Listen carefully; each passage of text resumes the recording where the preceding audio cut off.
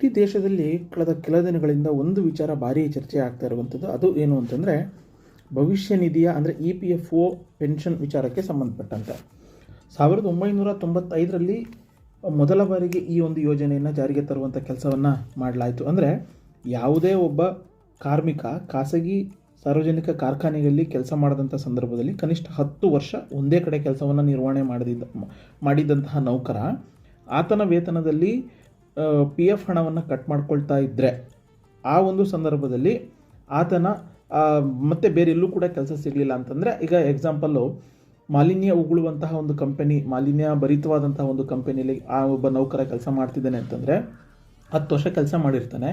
10 ವರ್ಷ ಕೆಲಸ ಮಾಡಿದ ನಂತರ ಆತನನ್ನು ಅನಾರೋಗ್ಯದ ಕಾರಣ ಆ ಕಂಪನಿ ಕೆಲಸದಿಂದ ತೆಗೆದುಹಾಕುತ್ತೆ.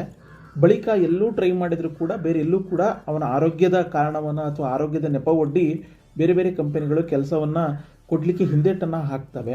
ಇಂತಹ ಸಂದರ್ಭದಲ್ಲಿ ಆ ನೌಕರನ ಹಿತವನ್ನು ಕಾಪಾಡಬೇಕು ಅನ್ನುವಂತಹ ನಿಟ್ಟಿನಲ್ಲಿ, ಜೊತೆಗೆ ಆ ನೌಕರನ ಕುಟುಂಬವನ್ನು ನಿರ್ವಹಣೆ ಮಾಡಬೇಕು ಅನ್ನುವಂತಹ ನಿಟ್ಟಿನಲ್ಲಿ 1995ರಲ್ಲಿ EPFO ಪೆನ್ಷನ್ ಯೋಜನೆಯನ್ನು ಜಾರಿಗೆ ತರುವಂಥ ಕೆಲಸವನ್ನು ಮಾಡಲಾಯಿತು. ಜೊತೆಗೆ ಪ್ರತಿ 10 ವರ್ಷಕ್ಕೊಮ್ಮೆ ಅದನ್ನು ರಿವಿಷನ್ ಮಾಡಬೇಕು ಅನ್ನುವಂತಹದ್ದು ಕೂಡ ಯೋಜನೆ ಜಾರಿಗೆ ತಂದಂಥ ಸಂದರ್ಭದಲ್ಲಿ ಒಂದಷ್ಟು ಚರ್ಚೆಗಳಾಯಿತು. ಅಂತಿಮವಾಗಿ ಕೇಂದ್ರ ಸರ್ಕಾರ ಈ ಒಂದು EPFO ಪೆನ್ಷನ್ ಯೋಜನೆಗೆ ಅನುಮೋದನೆಯನ್ನು ಕೂಡ ಕೊಡುವಂಥ ಕೆಲಸವನ್ನು ಮಾಡಲಾಯಿತು. 1900ರಲ್ಲಿ ಜಾರಿಗೆ ತಂದಂತಹ ಯೋಜನೆ ಇದೀಗ ಮತ್ತೆ ಯಾಕೆ ಚರ್ಚೆ ಆಗ್ತಾ ಇದೆ ಅನ್ನುವಂಥದ್ದನ್ನು ನಾವು ನೋಡ್ತಾ ಹೋಗೋದಾದರೆ, ಈಗ ಕೇಂದ್ರ ಸರ್ಕಾರ ಬಜೆಟನ್ನು ಮಂಡನೆ ಮಾಡಿ ಆಗಿದೆ. ಬಜೆಟ್ ಮಂಡನೆಗೂ ಮುನ್ನವೇ ಈ ಒಂದು ಯೋಜನೆ ಏನಿದೆ, ಈ ಒಂದು ಯೋಜನೆಯೂ ಕೂಡ ಈ ಬಾರಿ ಬಜೆಟ್ನಲ್ಲಿ ಚರ್ಚೆ ಆಗುತ್ತೆ. EPFO ಪೆನ್ಷನ್ ಏನಿದೆ, ಪೆನ್ಷನ್ನನ್ನು ಹೆಚ್ಚಳ ಮಾಡುವಂಥ ಒಂದು ಸಾಧ್ಯತೆಗಳು ಇದ್ದಾವೆ ಅನ್ನುವಂಥ ಒಂದು ಊಹಾಪೋಹಗಳು ಕೂಡ ಕೇಳಿಬರ್ತಾ ಇತ್ತು. ಸೊ ಹಾಗಿದ್ರೆ ಈ ಒಂದು EPFO ಪೆನ್ಷನ್ ಯೋಜನೆಯ ಸದ್ಯದ ಸ್ಥಿತಿ ಯಾವ ಥರ ಇದೆ, ಇಡೀ ದೇಶಾದ್ಯಂತ EPFO ಪೆನ್ಷನ್ ಪಡಿತಾ ಇರುವಂತಹವರ ಸಂಖ್ಯೆ ಎಷ್ಟರ ಮಟ್ಟಿಗಿದೆ, ಹಾಲಿ EPFO ಪೆನ್ಷನ್ ಎಷ್ಟು ಬರ್ತಾ ಇದೆ, ಎಷ್ಟಕ್ಕೆ ಹೆಚ್ಚಳ ಮಾಡಬೇಕು ಅನ್ನುವಂತಹ ಒಂದು ಒತ್ತಾಯ ಕೇಳಿ ಬರ್ತಾ ಇತ್ತು. ಸೊ ಇವೆಲ್ಲವನ್ನು ಕೂಡ ಇವತ್ತಿನ ವಿಶೇಷವಾದಂತಹ ಒಂದು ಸಂದರ್ಶನದಲ್ಲಿ ನಾವು ನೋಡ್ತಾ ಹೋಗೋಣ. ಹಾಯ್ ಫ್ರೆಂಡ್ಸ್, ನಮಸ್ಕಾರ. ಕಳೆದ ಕೆಲ ದಿನಗಳಿಂದ ರಾಜ್ಯಾದ್ಯಂತ, ಅದರಲ್ಲೂ ಪ್ರಮುಖವಾಗಿ ದೇಶಾದ್ಯಂತ ಒಂದು ವಿಚಾರ ತುಂಬ ಚರ್ಚೆ ಆಗ್ತಾ ಇದೆ. ಅದು ಯಾವುದು ಅಂತಂದರೆ EPF ಪೆನ್ಷನ್ ವಿಚಾರಕ್ಕೆ ಸಂಬಂಧಪಟ್ಟಂತೆ ಕೇಂದ್ರ ಸರ್ಕಾರ ಬಜೆಟನ್ನು ಕೂಡ ಮಂಡನೆ ಮಾಡಿದೆ. ಆ ಒಂದು ಬಜೆಟ್ನಲ್ಲಿ EPF ಪೆನ್ಷನ್ದಾರರಿಗೆ ಒಂದಷ್ಟು ಸಿಹಿ ಸುದ್ದಿ ಸಿಗುತ್ತೆ ಅನ್ನುವಂಥ ಒಂದು ನಿರೀಕ್ಷೆ ಇಟ್ಕೊಳ್ಳಲಾಗಿತ್ತು. ಆದರೆ ಬಜೆಟ್ ಮಂಡನೆಯ ಸಂದರ್ಭದಲ್ಲಿ ಆ ಒಂದು ವಿಚಾರದ ಬಗ್ಗೆ ಯಾವುದೇ ರೀತಿಯಾದಂತಹ ಒಂದು ಪ್ರಸ್ತಾಪ ಕೂಡ ಮಾಡಿಲ್ಲ. ಹಾಗಿದ್ರೆ ಈಗ ಸದ್ಯಕ್ಕೆ EPF ಪೆನ್ಷನ್ದಾರರಿಗೆ ಎಷ್ಟು ಪೆನ್ಷನ್ ಸಿಗ್ತಾ ಇದೆ, ಎಷ್ಟು ಹೆಚ್ಚಳ ಮಾಡಬೇಕು ಅನ್ನುವಂಥ ಒಂದು ಡಿಮ್ಯಾಂಡ್ ಪೆನ್ಷನ್ದಾರರು ಇಟ್ಟಿದ್ರು ಅನ್ನುವಂಥದ್ದನ್ನು ನೋಡ್ತಾ ಹೋಗೋಣ. ಸೊ ನಮ್ಮ ಜೊತೆಗೆ ಸಾಮಾಜಿಕ ಕಾರ್ಯಕರ್ತರಾಗಿರ್ಬೋದು, ಹಾಗೆಯೇ ಈ ಒಂದು EPFO ಪೆನ್ಷನ್ ಬಗ್ಗೆ ರಾಜ್ಯಾದ್ಯಂತ ಹೋರಾಟವನ್ನು ಮಾಡ್ತಾ ಇರುವಂತಹ ಚಂದ್ರೇಗೌಡರಿದ್ದಾರೆ, ಅವ್ರನ್ನ ಮಾತಾಡ್ಸೋಣ. ಸರ್ ನಮಸ್ತೆ. ನಮಸ್ಕಾರ ಸರ್, ಈಗ EPF ಪೆನ್ಷನ್ ಇಡೀ ದೇಶಾದ್ಯಂತ ಒಂದು ಚರ್ಚೆ ಆಗ್ತಾ ಇತ್ತು. ಹೌದು. ಏನು ಸರ್ ಅದು EPFO ಪೆನ್ಷನ್ ಅಂದರೆ ಏನು ಅಂತ ಹೇಳಿ? ಸರ್, EPF ಪೆನ್ಷನ್ ಅಂದರೆ 1995ರಲ್ಲಿ ಖಾಸಗಿ ಕೈಗಾರಿಕೆಗಳು ಹಾಗೂ ಸಾರ್ವಜನಿಕ ಕೈಗಾರಿಕೆಗಳಲ್ಲಿ ಕೆಲಸ ಮಾಡ್ತಕ್ಕಂಥ ಕಾರ್ಮಿಕರಿಗೆ ಅಂದಿನ ಪ್ರಧಾನಮಂತ್ರಿ VP ಸಿಂಗ್ ಅಂತಕ್ಕಂಥವರು ಈ ಜೀವನದ ಆಧಾರವಾಗಿ 1995ರಲ್ಲಿ ಮಿನಿಮಮ್ ಪೆನ್ಷನ್ ಅಂತೇಳಿ ಆಗ 500 ರೂಪಾಯಿಯನ್ನು ಜಾರಿಗೆ ತಂದರು. 500 ರೂಪಾಯಿ ಜಾರಿಗೆ ತಂದ ನಂತರ ಸುಮಾರು ಈಗ 2025 ಅಂತ ಹೇಳಿದರೆ 30 ವರ್ಷಗಳಾಗಿದೆ. ಆದರೆ ಈಗ ಹೊಸದಾಗಿ ಹೆಚ್ಚು ಹಣ ಕಟ್ತಕ್ಕಂಥದ್ದಕ್ಕೆ ಇಷ್ಟು ಪೆನ್ಷನ್ನು ಕೊಡ್ತೇವೆ ಅಂತೇಳಿ ನಿಗದಿ ಮಾಡಿದ್ದಾರೆ. ಹಿಂದೆ ದುಡಿದಂಥ ಸುಮಾರು 30 ವರ್ಷಗಳ ಹಿಂದೆ ದುಡಿದಂಥ ಕಾರ್ಮಿಕರಿಗೆ, ಖಾಸಗಿ ಕೈಗಾರಿಕೆಗಳಿರ್ಬೋದು, ಸಾರ್ವಜನಿಕ ಕೈಗಾರಿಕೆಗಳಿರ್ಬೋದು, ಯಾವುದೇ ಕೈಗಾರಿಕೆಗಳಿಗೆ ದುಡಿದಂಥ ಕಾರ್ಮಿಕರಿಗೆ ಹಿತದೃಷ್ಟಿಯಿಂದ ಆ ಪೆನ್ಷನ್ನನ್ನು ಸುಮಾರು 1,000 ಒಳಗಡೆ ಪೆನ್ಷನ್ ಪಡ್ಕೊಳ್ತಾ ಇರ್ತಕ್ಕಂಥವರು PV ನರಸಿಂಹರಾವ್ ಅವರು, VP ಸಿಂಗ್ ಅವರು ಇದನ್ನ ಜಾರಿಗೆ ತಂದರು. ಸೊ ಆರಂಭದಲ್ಲಿ ಈ ಒಂದು ಪೆನ್ಷನ್ ಅನ್ನ ತರಬೇಕು, ಪೆನ್ಷನ್ ಸ್ಕೀಮನ್ನು, EPF ಪೆನ್ಷನ್ ಸ್ಕೀಮನ್ನು ತರಬೇಕು ಅಂತ ಹೇಳಿ ಅವಾಗ ಯಾಕೆ ಅನ್ನಿಸ್ತು VP ಸಿಂಗ್? ಅಂದರೆ ಕಾರ್ಮಿಕರಿಗೆ ಏನು ಆಧಾರ ಇಲ್ಲ ಅನ್ನೋದಕ್ಕೆ, ಆಧಾರವಿಲ್ವಲ್ಲ ಅನ್ನೋ ಒಂದು ಇದನ್ನು ಈ ಮಾರ್ಗವನ್ನು ಅನುಸರಿಸಿ ಅವರು ಕಾರ್ಮಿಕರು ಕೂಡ ಕಷ್ಟಪಟ್ಟು ಬೆವರು ರಕ್ತವನ್ನು ಸುರಿಸಿರ್ತಾರೆ. ಜೀವವನ್ನು ಕೈಗಾರಿಕೆಗಳಲ್ಲಿ ದುಡಿದು ಅವರ ಆರೋಗ್ಯ ಸ್ಥಿತಿ ಹಾಳಾದಂಥ ಸಂದರ್ಭದಲ್ಲಿ ಅವರಿಗೂ ಕೂಡ ಜೀವಿತಾವಧಿಯಲ್ಲಿ ಕಷ್ಟಪಟ್ಟು ವಯಸ್ಸಿರುವಾಗ ಕಷ್ಟಪಟ್ಟು ಕೆಲಸ ಮಾಡಿ ದುಡಿದಂಥ ಅವಧಿಯಲ್ಲಿ ಕೆಲಸಗಾರರಿಗೂ ಕೂಡ ಈ ಪೆನ್ಷನ್ ಅನ್ನೋದು ಇರಬೇಕು ಅಂಥೇಳಿ ಈ ಒಂದು ಸ್ಕೀಮನ್ನು ಜಾರಿಗೆ ತಂದರು. ಸೊ ಆರಂಭದಲ್ಲಿ ಎಷ್ಟು ಪೆನ್ಷನನ್ನು ಕೊಡಲಾಗ್ತಾ ಇತ್ತು ಸರ್? ಆರಂಭದಲ್ಲಿ 500 ರೂಪಾಯಿಯನ್ನು ನಿಗದಿ ಮಾಡಿದರು ಪೆನ್ಷನ್ ಕೊಡಬೇಕು ಅಂತೇಳಿ. ಅದನ್ನು ಕಾಲಕ್ಕೆ ಇಂಪ್ಲಿಮೆಂಟೇಷನ್ ಮಾಡಬೇಕಾಗಿತ್ತು. ಸುಮಾರು ಇಂಪ್ಲಿಮೆಂಟೇಷನ್ನು ಇದು ಸಂಘಟನೆ ಅತಿ ದೊಡ್ಡ ಸಂಘಟನೆ ಆಗದೇ ಇದ್ದರೂ ಕೂಡ ಪಾಪ ಎಲ್ಲರೂ ಏಜ್ 58-60 ವರ್ಷಗಳಲ್ಲಿ ಕೈಗಾರಿಕೆಗಳೇ ದುಡಿದು ಅವ್ರ ರಕ್ತ ಬಿಸಿ ಕಡಿಮೆ ಆಗುತ್ತೆ. ಅವರು ಆದರೂ ಕೂಡ ಈಗಾಗಲೇ ಡೆಲ್ಲಿ ರಾಮಲೀಲಾ ಮೈದಾನ ಇರ್ಬೋದು, ಜಂತರ್ ಮಂತರ್ ಇರ್ಬೋದು, ಬೆಂಗಳೂರಿನ ಲಾಲ್ಬಾಗ್ ಇರ್ಬೋದು, ಬೇರೆ ಬೇರೆ ಕಡೆಗಳಲ್ಲಿ ಇವತ್ತು ಕಾರ್ಮಿಕರು ಹಿರಿಯ ನಾಗರಿಕರಾಗಿದ್ದಾರೆ. ಈಗ ತುಂಬ ವಯಸ್ಸಾಗಿದೆ. ಅವರು ಜೀವನ ಸಾಗಿಸ್ತಕ್ಕಂಥದ್ದೇ ತುಂಬ ಕಷ್ಟಕರವಾಗಿದೆ. ಇಂತಹ ಸಂದರ್ಭದಲ್ಲಿ ಇವತ್ತು ಇಂದಿನ ಆಡಳಿತದಲ್ಲಿರ್ತಕ್ಕಂಥ ಪ್ರಧಾನಮಂತ್ರಿಗಳಿರ್ಬೋದು, ಹಣಕಾಸು ಮಂತ್ರಿಗಳಿರ್ಬೋದು, ಇದನ್ನೆಲ್ಲವನ್ನು ಅವರ ಜೀವನದ ಬದುಕಿನ ಅಂಗವಾಗಿ ಅದನ್ನು ಮನಗೊಂಡು ಇದನ್ನು ಹೆಚ್ಚು ಮಾಡಬೇಕಾಗಿತ್ತು. ಈಗಾಗಲೇ 1,000 ಒಳಗಡೆ ಪೆನ್ಷನ್ ತಗೊಳ್ತಕ್ಕಂಥವರು 36,60,000 ಜನ ಇದ್ದಾರೆ. ಆದರೆ 1,000 ತಗೊಳ್ತಕ್ಕಂಥವರು ಸುಮಾರು 35 ಲಕ್ಷ ಜನ ಇದ್ದಾರೆ. ಇದೆಲ್ಲವನ್ನು ಮನಗಂಡು ಜೀವನ ದಿನೇ ಹೆಚ್ಚುತ್ತಾ ಇರ್ತಕ್ಕಂಥ ಆಹಾರ ಪದಾರ್ಥಗಳಿರ್ಬೋದು, ಇಂಪ್ಲಿಮೆಂಟೇಷನ್ ಜಾಸ್ತಿ ಆಗ್ತಾ ಇರ್ತಕ್ಕಂಥ ಸಂದರ್ಭದಲ್ಲಿ ಅವರೆಲ್ಲ ವಯಸ್ಸಾಗಿದೆ. ಅವರು ಬಲಾಢ್ಯವಾಗಿ ಹೋರಾಟ ಮಾಡೋಕ್ಕಾಗದೇ ಇದ್ದರೂ ಕೂಡ ಕೇಂದ್ರ ಸರ್ಕಾರ ಅವರ ಜೀವನವನ್ನು, ಅವರು ಕೂಡ ಮತದಾರರಾಗಿ ಮತವನ್ನು ಚಲಾಯಿಸಿರ್ತಾರೆ.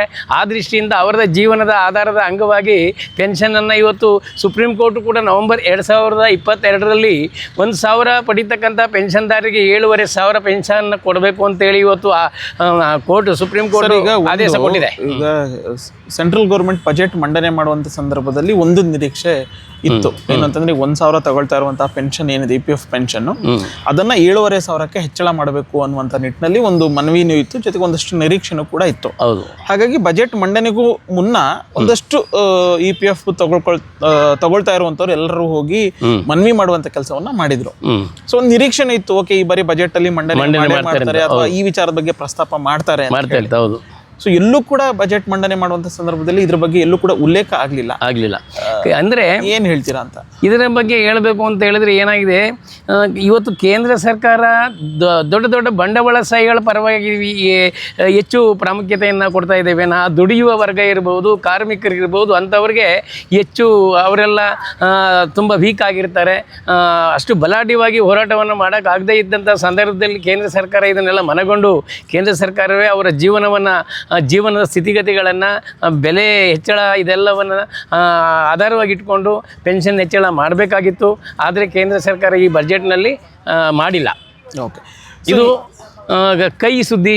ಈ ಬಜೆಟ್ನಲ್ಲಿ ಪಾಪ EPF ಪೆನ್ಷನ್ದಾರರಿಗೆ ಕೈ ಸುದ್ದಿಯಾಗಿ ಪರಿಣಮಿಸಿದೆ. ಸರ್, ಇಡೀ ದೇಶಾದ್ಯಂತ ಈ EPF ಪೆನ್ಷನ್ ತಗೊಳ್ತಾ ಇರುವಂಥವ್ರ ಸಂಖ್ಯೆ ಎಷ್ಟಿದೆ ಸರ್? ಸರ್, EPF ಪೆನ್ಷನ್ ತಗೊಳ್ತಕ್ಕಂಥವ್ರು ಟೋಟಲ್ 1 ಕೋಟಿಗೂ ಅಧಿಕವಾಗಿದ್ದಾರೆ. ಈಗ ಅದರಲ್ಲಿ 1,000 ಒಳಗಡೆ ಪೆನ್ಷನ್ ತಗೊಳ್ತ EPF ಪೆನ್ಷನ್ದಾರರು ಸುಮಾರು 36,60,000 ಜನ ಇದ್ದಾರೆ. ಅದೇ 1,000 ತಗೊಳ್ತಕ್ಕಂಥವರು ಸುಮಾರು 35 ಲಕ್ಷ ಜನರಿದ್ದಾರೆ. ಅಂದರೆ ಟೋಟಲ್ ಓವರಾಲ್ ಇತ್ತೀಚೆಗೆ ಹೊಸದಾಗಿ ಸೇರ್ಪಡೆಯಾದವ್ರನ್ನು ಕೂಡ ಸೇರಿಸ್ತಾ ಹೋದಾಗ ಸುಮಾರು 1 ಕೋಟಿಗೂ ಅಧಿಕ EPF ಪೆನ್ಷನ್ದಾರರು ಇದ್ದಾರೆ. ಇವಾಗ ಇವತ್ತು ಏನು ಯೋಜನೆಗಳನ್ನು, ಫ್ರೀ ಯೋಜನೆಗೆ ಸ್ಕೀಮ್ಗಳನ್ನು ಕೊಡ್ತಾ ಇದ್ದಾರೆ, ಅದೇ ಸ್ಕೀಮನ್ನು ಕಷ್ಟಪಟ್ಟು ಬೆವರು ಸುರಿಸಿ ದುಡಿದಂಥ ಕಾರ್ಮಿಕರಿಗೆ ಪೆನ್ಷನ್ ಜಾಸ್ತಿ ಮಾಡಿದರೆ ದೇವರಿಗೂ ಕೂಡ ಮೆಚ್ಚುಗೆ ಆಗುತ್ತೆ, ಅದು ಕೂಡ ಅವರ ಜೀವನಕ್ಕೂ ಆಧಾರ ಆಗುತ್ತೆ. ಇದನ್ನು ಕೇಂದ್ರ ಸರ್ಕಾರ ಗಮನ ಹರಿಸಿ ಆ EPF ಪೆನ್ಷನ್ದಾರರಿಗೆ, ವಯೋವೃದ್ಧರಿಗೆ ಸಾಕಾರ ಮಾಡೋ ರೀತಿಯಲ್ಲಿ ಪೆನ್ಷನ್ನ ಹೆಚ್ಚಳ ಮಾಡಬೇಕು ಅಂತಕ್ಕಂಥದ್ದು ನನ್ನ ಅನಿಸಿಕೆ, ಅಭಿಪ್ರಾಯ. ಸರ್, ಈಗ ನೀವು ಕೂಡ EPF ಪೆನ್ಷನ್ ಹೆಚ್ಚಳ ಮಾಡಬೇಕು ಅನ್ನುವಂಥ ಒಂದಷ್ಟು ಹೋರಾಟಗಳು ನಡೀತು. ಆ ಹೋರಾಟದಲ್ಲೂ ಕೂಡ ನೀವು ಭಾಗಿಯಾಗಿದ್ರಿ. ಹೌದು. ಸೊ ಆ ಮೂಲಕ ಕೇಂದ್ರ ಸರ್ಕಾರದ ಗಮನಕ್ಕೆ ತರುವಂಥ ಕೆಲಸವನ್ನು ಕೂಡ ನೀವು ಮಾಡಿದ್ರಿ. ಹೌದು. ಸೊ ಆದ್ರೂ ಕೂಡ ಬಜೆಟ್ ಅಲ್ಲಿ ಉಲ್ಲೇಖ ಮಾಡಲಿಲ್ಲ ಸರ್. ನಿಮಗೆ ಎಷ್ಟು ನೋವಿದೆ ಅಂತ? ನನಗೆ ಈಗ ನೋಡಿ, ಪೆನ್ಷನ್ ತಗೊಳ್ತಕ್ಕಂಥವ್ರು ಪಾಪ ಇತ್ತೀಚಿನ ದಿನಗಳಲ್ಲಿ ಏನಾಗ್ತಿದೆ ಅಂತ ಹೇಳಿದ್ರೆ, ಬೆಲೆ ಹೆಚ್ಚಳದಿಂದ 25-50 ಸಾವಿರ ತಗೊಂಡ್ರೆ ಜೀವನ ಮಾಡೋದು ಕಷ್ಟ. ಇಂಥ ಪರಿಸ್ಥಿತಿಯಲ್ಲಿ ಪಾಪ ಅವರು 1,000 ರೂಪಾಯಿ ಮಾನವೀಯತೆ ದೃಷ್ಟಿಯಿಂದ 1,000 ರೂಪಾಯಿ ತಗೊಳ್ಳೋ, 1,000 ಒಳಗಡೆ EPF ಪೆನ್ಷನ್ ತಗೊಳ್ಳೋರಿಗೆ ಆದಷ್ಟು ಬೇಗ ಇವರು ಮನುಷ್ಯತ್ವ, ಮಾನವೀಯ ಮೌಲ್ಯತೆ ಆಧಾರದ ಮೇಲೆ ಪೆನ್ಷನ್ನ 1,000 ಇರೋದನ್ನ ಕೂಡಲೇ 7,500 ರೂಪಾಯಿಯನ್ನು ಮಾಡೋದು ಭಾಳ ಒಳ್ಳೆಯ ಯೋಜನೆ ಅಂತ ನನಗೆ ಅನಿಸುತ್ತೆ. ಸರ್ ಈಗ ಓಕೆ ನೀವು ಹೇಳಿದ್ರಿ ಈಗ ಉಚಿತವಾದಂಥ ಸ್ಕೀಮ್ಗಳಂದ್ರೆ ಗ್ಯಾರಂಟಿ ಯೋಜನೆಗಳನ್ನ ಕೊಡ್ತಾ ಇರೋದ್ರಿಂದ ಒಂದಷ್ಟು ಹೊಸ ಭರವಸೆಗಳನ್ನ ನೀಡಲಿಕ್ಕೆ ಸಾಧ್ಯ ಆಗ್ತಾ ಇಲ್ಲ ಅಂತ ಹೇಳಿ. ಈಗ ದೆಹಲಿಯಲ್ಲೂ ಕೂಡ ಬಿಜೆಪಿ ಒಂದಷ್ಟು ಉಚಿತವಾದಂಥ ಗ್ಯಾರಂಟಿಗಳನ್ನ ಕೊಟ್ಟು ಅಲ್ಲಿ ಅಧಿಕಾರಕ್ಕೆ ಬರುವಂತ ಕೆಲಸ ಆಗಿದೆ. ಸೊ ಬೇರೆ ಬೇರೆ ಕಡೆಗಳಲ್ಲೂ ಕೂಡ ಫ್ರೀ ಸ್ಕೀಮ್ ಅನ್ನ ಅನೌನ್ಸ್ ಮಾಡಿದ್ರೆ ಸರ್ಕಾರಕ್ಕೆ ಅಧಿಕಾರಕ್ಕೆ ಬರ್ತಾರೆ, ಆ ಪಕ್ಷ ಅಧಿಕಾರಕ್ಕೆ ಬರುತ್ತೆ ಅನ್ನುವಂಥದ್ದು ಈಗ ಒಂದು ನಿರೀಕ್ಷೆ ಇದೆ ಈಗ. ಸೊ ಅದು ಎಲ್ಲೋ ಒಂದ್ ಕಡೆ ಹಿನ್ನಡೆ ಆಯ್ತಾ ಅಂದ್ರೆ ಈ EPF ಪೆನ್ಷನ್ ಅನ್ನು ಹೆಚ್ಚಳ ಮಾಡೋದ್ರಿಂದ ಕೇಂದ್ರ ಸರ್ಕಾರದ ಮೇಲೆ ಒಂದಷ್ಟು ಬರ್ಡನ್ ಆಗುತ್ತೆ. ಸೊ ಹಾಗಾಗಿ ಅಂದ್ರೆ ಫ್ರೀ ಸ್ಕೀಮ್ಗಳಿಗೆ ಅನುದಾನ ಹೋಗ್ತಿರೋದ್ರಿಂದ ಈ ಒಂದು ಬಡವರ EPF ಪೆನ್ಷನ್ದಾರರ ಯೋಜನೆಗಳು ಹಾಗೆ ಉಳಿದಿದೆ. ಇವರಿಗೆ ಕೆಲವೊಂದು ಅಧಿಕಾರಕ್ಕೋಸ್ಕರವಾಗಿ ಬೇರೆ ಬೇರೆ ಯೋಜನೆಗಳ ಮುಖಾಂತರ ಪ್ರಜೆಗಳನ್ನು ಸೆಳೆಯುವಂಥ ಕೆಲಸವನ್ನು ಇವತ್ತು ಕೇಂದ್ರ ಸರ್ಕಾರ ಮಾಡ್ತಾ ಇದೆ. ರಾಜ್ಯ ಸರ್ಕಾರಗಳು ಇದು ಏನಂದರೆ ಕೇಂದ್ರ ಮತ್ತು ರಾಜ್ಯ ಸರ್ಕಾರಗಳ ಸಾರ್ವತ್ರಿಕದಲ್ಲಿರ್ತಕ್ಕಂಥ ಬೇರೆ ಬೇರೆ ಯೋಜನೆಗಳು ಕೂಡ ಸರ್ಕಾರಕ್ಕೆ ಬಕ್ಕಸಕ್ಕೆ ಬರ್ತಕ್ಕಂಥ ಎಲ್ಲ ಯೋಜನೆಗಳ ಹಣವನ್ನು 30-40% ದುಪ್ಪಟ ಮಾಡ್ತಾ ಇದ್ದಾರೆ. ಆದರೆ ಬಡವರ ಬದುಕಿಗೆ ಮಾತ್ರ ನೆರವಾಗ್ತಿಲ್ಲ.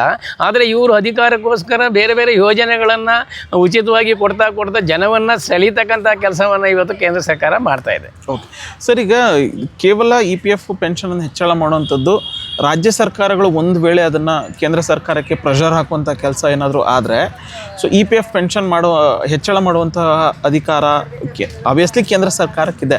ಸೊ ರಾಜ್ಯ ಸರ್ಕಾರದ ಮೂಲಕ ಪ್ರೆಷರ್ ಹಾಕುವಂಥದ್ದು ಏನಾದರೂ ಆದರೆ ಪಾಸಿಬಿಲಿಟಿ ಇದೆ? ಖಂಡಿತ. ಎಲ್ಲ ರಾಜ್ಯಗಳು ಇದು ಕೇಂದ್ರ ಸರ್ಕಾರದ ಒಂದು EPF ಪೆನ್ಷನ್ ಯೋಜನೆ ಆದ್ರಿಂದ ಸಂಪೂರ್ಣ ಕೇಂದ್ರ ಸರ್ಕಾರದ ಪ್ರಧಾನಮಂತ್ರಿಗಳಿರ್ಬೋದು, ಹಣಕಾಸು ಮಂತ್ರಿಗಳಿರ್ಬೋದು, ಇವರು ಇದನ್ನ ನಿರ್ಧಾರವನ್ನು ಸಂಸತ್ನಲ್ಲಿ ಸಂಸತ್ ಸದಸ್ಯರುಗಳು ಚರ್ಚೆ ಮಾಡಿದ್ದೇ ಆದರೆ ಬಡವರ ಜೀವನದ ಬಗ್ಗೆ, ವಯೋವೃದ್ಧರ ಜೀವನದ ಬಗ್ಗೆ ಯೋಚಿಸಿ ನಿರ್ಧಾರ ತಗೊಂಡಿದ್ದೇ ಆದರೆ ಖಂಡಿತವಾಗಲೂ ಸಕ್ಸಸ್ ಮಾಡ್ಬೋದು. ಆದರೆ ರಾಜ್ಯ ಸರ್ಕಾರಗಳು ಕೂಡ ಇದನ್ನು EPF ಪೆನ್ಷನ್ದಾರರ ಬಗ್ಗೆ ಕೇಂದ್ರಕ್ಕೆ ಯಾವುದೇ ರಾಜ್ಯಗಳು ಒತ್ತಾಯ ಮಾಡಿದ ರೀತಿ ಕಾಣ್ತಾ ಇಲ್ಲ.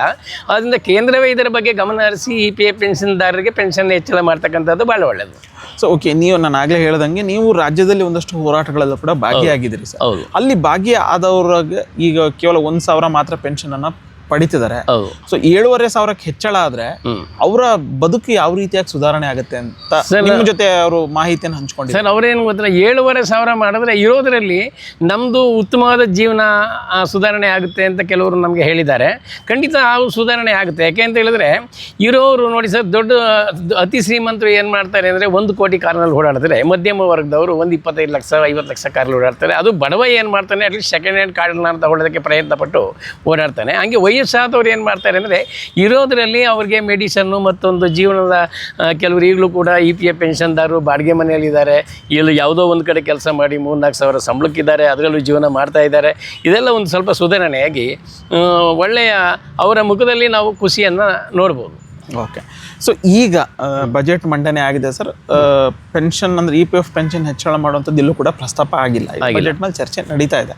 ಸೊ ಒಂದು ವೇಳೆ ಈಗ ಬಜೆಟ್ ಅಧಿವೇಶನ ಮುಗಿಯೋದ್ರ ಒಳಗಡೆನೆ ಕೇಂದ್ರ ಸರ್ಕಾರ ಈ ಒಂದು EPF ಪೆನ್ಷನ್ ಈಗಾಗಲೇ ಜಾರಿಗೆ ತರುವಂಥ ಸಾಧ್ಯತೆ ಎಷ್ಟು ಮಟ್ಟಿಗಿದೆ ಅಂತ? ಸೊ ಈಗಾಗಲೇ ಕಾರ್ಮಿಕ ಸಂಘಟನೆಗಳು ಕೂಡ ಕೇಂದ್ರ ಸಚಿವಾಲಯಕ್ಕೆ ಇದನ್ನು ಮನವಿ ಮಾಡ್ತಾ ಇದ್ದಾವೆ.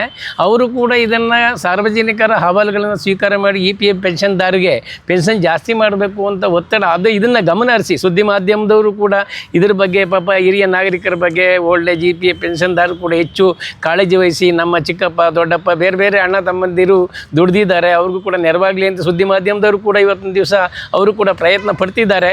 ಸಕ್ಸಸ್ ಆದರೂ ಆಗ್ಬೋದು. ಯಾಕೆಂದರೆ ಇದು ನಿರ್ಧಾರ ಇರೋದು ಪ್ರಧಾನಮಂತ್ರಿಗಳು ಮತ್ತು ಹಣಕಾಸು ಮಂತ್ರಿಗಳ ನಿರ್ಧಾರದಿಂದ ಆದಷ್ಟು ಬೇಗ ಆಗಲಿ ಅಂತೇಳಿ ನಾನು ಕೂಡ ಬಯಸ್ತೀನಿ ಸರ್. ಸರ್, ಈಗ ಕಾರ್ಮಿಕ ಮುಖಂಡರು ಹೋಗಿ ಬಜೆಟ್ಗೂ ಮೊನ್ನೆ ಮನವಿಯನ್ನು ಮಾಡಿದ್ರು.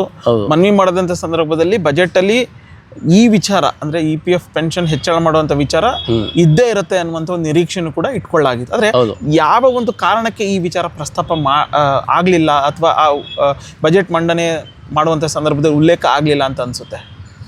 ನಮಗೆ ಏನಂದರೆ ಈಗಾಗಲೇ ದೆಹಲಿ ಚುನಾವಣೆ ಬಂದಿದೆ. ಆ ಚುನಾವಣೆಯಿಂದ ಮತ್ತು ಬೇರೆ ಬೇರೆ ರಾಜಕೀಯದ ಒತ್ತಡದಿಂದನೂ ಕೂಡ ಹೆಚ್ಚು ಪ್ರಸ್ತಾಪ ಆಗಿ ಕೇಂದ್ರದಲ್ಲಿ ಇದು EPF ಪೆನ್ಷನ್ನು 7,500 ಪ್ರಸ್ತಾಪ ಮಾಡಿಲ್ಲ ಅಂತ ನನಗನ್ಸುತ್ತೆ.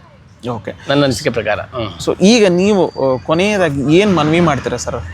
ಆಸ್ ಎ ಕಾರ್ಮಿಕ ಮುಖಂಡರ ಪರವಾಗಿ ಕೇಂದ್ರ ಸರ್ಕಾರಕ್ಕೆ ಏನು ಮನವಿ ಮಾಡಿ? ಸರ್, ನಾನು ಹೇಳೋದೇನೆಂದರೆ ಪಾಪ ಬಡವರು ವಯೋವೃದ್ಧರು ಇದರಲ್ಲಿದ್ದಾರೆ. ಇವರಿಗೆ ಕೇಂದ್ರ ಸರ್ಕಾರ ಇಂಥ ಯೋಜನೆಗಳನ್ನು, ಈಗ ಉಚಿತ ಯೋಜನೆಗಳನ್ನು ಜಾರಿಗೆ ತಂದು ಇವರು ಕೂಡ ಮತವನ್ನು ಚಲಾಯಿಸ್ತಾರೆ. ಇವರು ಕೂಡ ಕಾರ್ಮಿಕರಾಗಿ 16 ವರ್ಷಗಳ ಕಾಲ ಕೈಗಾರಿಕೆಗಳಲ್ಲಿ ದುಡಿದಿರೋರಿಗೆ ಅಂದಿನ ಸರ್ಕಾರ ಇದನ್ನು EPF ಪೆನ್ಷನನ್ನು ಜಾರಿಗೆ ತಂದಿದ್ದಾರೆ. ಅದನ್ನು ಅಭಿವೃದ್ಧಿಪಡಿಸಿ ವಯೋವೃದ್ಧ ಬದುಕಿಗೆ ಇವರು ದಾರಿ ಮಾರ್ಗವಾಗಲಿ ಅಂತೇಳಿ ನಾನು ಈ ಸಂದರ್ಭದಲ್ಲಿ ಹೇಳ್ಕೊತೀನಿ. ಆದಷ್ಟು ಬೇಗ ಈ ಪ್ರಧಾನಮಂತ್ರಿಗಳು, ಹಣಕಾಸು ಮಂತ್ರಿಗಳು ಮತ್ತು ಸಂಸತ್ ಸಚಿವರು ಇದರ ಬಗ್ಗೆ ಗಮನ ಹರಿಸಿ ಆದಷ್ಟು EPF ಪೆನ್ಷನ್ದಾರರಿಗೆ ಗಮನ ಹರಿಸಿ ಕರುಣೆ ಪ್ರೀತಿಯಿಂದ ಈ ಪೆನ್ಷನ್ ಯೋಜನೆಯನ್ನು ಹೆಚ್ಚು ಮಾಡಲಿ, ಅವ್ರಿಗೆ ಜೀವನಕ್ಕೆ ಆಧಾರವಾಗಿ ಬೆಂಬಲವಾಗಿ ಇವರೆಲ್ಲರೂ ಸಪೋರ್ಟ್ ಮಾಡಲಿ ಅಂತೇಳಿ ನಂದು ಕೂಡ ಈ ಸಂದರ್ಭದಲ್ಲಿ ಒಳ್ಳೆಯದಾಗಲಿ ಅಂತ. 7,500 ಈಗ 1,000 ತಗೊಳ್ತಾ ಇರೋರು 35 ಲಕ್ಷ ಚಿಲ್ಲರೆ ಒಳಗಡೆ ಇದೆ ಅಂತಂದ್ರೆ 1,000 ತಗೊಳ್ತಾ ಇರೋರು 35 ಲಕ್ಷ 36,60,000 ಜನ ಇದ್ದಾರೆ. ಓವರ್ ಆಲ್ ಪೆನ್ಷನ್ ತಗೊಳ್ತಾ ಇರೋರ ಸಂಖ್ಯೆ 1 ಕೋಟಿಗೂ ಹೆಚ್ಚಿದ್ದಾರೆ. ಹೌದು. ಸೊ ಈಗ 7,500 ಪೆನ್ಷನ್ ಹೆಚ್ಚಳ ಮಾಡಿದ್ದೆ ಆದಲ್ಲಿ ಸೊ ಕೇಂದ್ರ ಸರ್ಕಾರಕ್ಕೆ ಎಷ್ಟು ಬರ್ಡನ್ ಆಗುತ್ತೆ ಅನ್ನುವಂಥ ಒಂದು ಅಂದಾಜಿದೆ ಸರ್? ಇದು ಲಕ್ಷಾಂತರ ಕೋಟಿ ಇವತ್ತಿನ ದಿವಸ ವ್ಯಯ ಮಾಡಬೇಕಾಗುತ್ತೆ. ಯಾಕೆಂತ ಹೇಳಿದರೆ ಇದು 1,000 ರೂಪಾಯಿ 2,000 ಪ್ರಶ್ನೆ ಅಲ್ಲ, ಇದು ಲಕ್ಷಾಂತರ ಕೋಟಿ. ಈಗಾಗಲೇ EPF ಪೆನ್ಷನ್ದಾರರಿಗೆ ಹೊಸ ಒಂದು ಇದನ್ನು ಸ್ಲ್ಯಾಬನ್ನು ಮಾಡಿದ್ದಾರೆ. ಇಷ್ಟು ಕಟ್ಟಿದರೆ 7,500, 22,000 ಇಯರ್ ಪೆನ್ಷನ್ ಅಂತೇಳಿ ಈಗ ಹೊಸದಾಗಿ ಈ ಯೋಜನೆ ತಂದಿದ್ದಾರೆ. ನಮ್ಮದೇ ಅಂದರೂ ಹಿಂದಿನ ಇರ್ತಕ್ಕಂಥ ಯೋಜನೆಗೆ ಇಂಪ್ಲಿಮೆಂಟೇಷನ್ ಆಗಿ ಕಾಲಕ್ಕೆ ಬದಲಾವಣೆಯಾಗಿ ಎಲ್ಲ ಬೆಲೆ ಹೆಚ್ಚಳ ಆಗ್ತಾ ಇರೋದ್ರಿಂದ ಅವ್ರ ಬದುಕಿಗೆ ಮಾರ್ಗದರ್ಶಕರಾಗಿ ಇದನ್ನು ಮಾಡಲಿ ಅನ್ನೋದು ನಮ್ಮ ಒತ್ತಾಯ. ಓಕೆ, ಆಯ್ತಲ್ಲ ಸರ್? ಓಕೆ. ಸೊ ಇದಿಷ್ಟು ಚಂದ್ರೇಗೌಡರು ಹೇಳ್ತಾ ಇರುವಂತಹ ಮಾತು. ಚಂದ್ರೇಗೌಡರು ಯಾರು ಅಂತಂದರೆ ಈ ಕಾರ್ಮಿಕ ಮುಖಂಡರ ಪರವಾಗಿ ಇಡೀ ರಾಜ್ಯಾದ್ಯಂತ ನಡೆದಂತಹ ಹೋರಾಟಗಳೇನಿದ್ದಾವೆ ಆ ಹೋರಾಟಗಳಲ್ಲಿ ಭಾಗಿಯಾಗಿ ಕಾರ್ಮಿಕರ ಪರವಾಗಿ ರಾಜ್ಯದಲ್ಲಿ ಧ್ವನಿಯನ್ನು ಎತ್ತುವಂಥ ಕೆಲಸವನ್ನು ಮಾಡಿರುವಂಥವ್ರು ಈ ಚಂದ್ರೇಗೌಡರು. ಸೊ ಈಗ ಅವರು ಮನವಿಯನ್ನು ಮಾಡ್ತಿರುವಂಥದ್ದು ಕೇಂದ್ರ ಸರ್ಕಾರಕ್ಕೆ. ಈಗಲೂ ಕೂಡ ಕಾಲ ಮಿಂಚಿಲ್ಲ, ಬಜೆಟ್ನ ಅಧಿವೇಶನ ಸೆಷನ್ ನಡೀತಾ ಇದೆ, ಅದರಲ್ಲಿ ಚರ್ಚೆ ಕೂಡ ಆಗ್ತಾ ಇದೆ. ಸೊ ಒಂದು ವೇಳೆ ಪ್ರಧಾನಮಂತ್ರಿ ಆಗಿರ್ಬೋದು, ಹಾಗೆಯೇ ನಿರ್ಮಲಾ ಸೀತಾರಾಮನ್ ಅಂದರೆ ವಿತ್ತ ಸಚಿವೆ ಮನಸ್ಸನ್ನು ಮಾಡಿದ್ದೇ ಆದಲ್ಲಿ EPF ಪೆನ್ಷನನ್ನು ಈಗ 1,000 ತಗೊಳ್ತಾ ಇರೋ 1,000 ಏನಿದೆ ಅದನ್ನು 7,500ಕ್ಕೆ ಹೆಚ್ಚಳ ಮಾಡುವಂಥ ಅಧಿಕಾರ ಇದೆ ಅನ್ನುವಂಥ ಒಂದು ಮಾತನ್ನು ಹೇಳ್ತಿದ್ದಾರೆ. ಸೊ ಈಗ ಸುಮಾರು 1,500ರಿಂದ 2,000 ಕೋಟಿ ಎಷ್ಟು ಕಾರ್ಮಿಕರಿದ್ದಾರೆ? ಕಾರ್ಮಿಕರು ಕೋಟ್ಯಾಂತರ ಕಾರ್ಮಿಕರಿದ್ದಾರೆ. ಅದರಲ್ಲಿ ಈಗ 36,60,000 ಜನ 1,000ಕ್ಕೂ ಒಳಪಟ್ಟು ಪೆನ್ಷನ್ ತಗೊಳ್ಳೋರು. 1,500 ಕೋಟಿ ಓವರಾಲ್ 1,500 ಕೋಟಿ ಅವರೇಜ್ ಬರ್ತಾರೆ ಹೊಸ ಸೇರ್ಪಡೆ ಪೆನ್ಷನ್ದಾರೆಲ್ಲ ಸೇರಿದರೆ. ಸೊ ಈಗ ಇಡೀ ದೇಶಾದ್ಯಂತ 1,500 ಕೋಟಿ ಪೆನ್ಷನ್ದಾರರಿದ್ದಾರೆ. ಸೊ ಒಂದು ಕೇಂದ್ರ ಸರ್ಕಾರ ಮನವಿ ಮಾಡಿದ್ದೇ ಆದಲ್ಲಿ ಅಥವಾ ಮನಸ್ಸು ಮಾಡಿದ್ದೇ ಆದಲ್ಲಿ ಇದೇನು ದೊಡ್ಡ ಅಮೌಂಟ್ ಅಲ್ಲ ಅಥವಾ ದೊಡ್ಡ ನಿರ್ಧಾರ ಏನಲ್ಲ.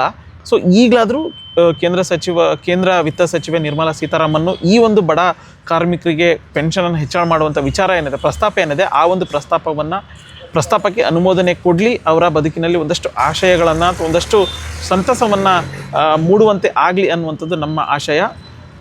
ಇದಾಗಿತ್ತು ಇವತ್ತಿನ ವಿಶೇಷ. ನಮಸ್ಕಾರ.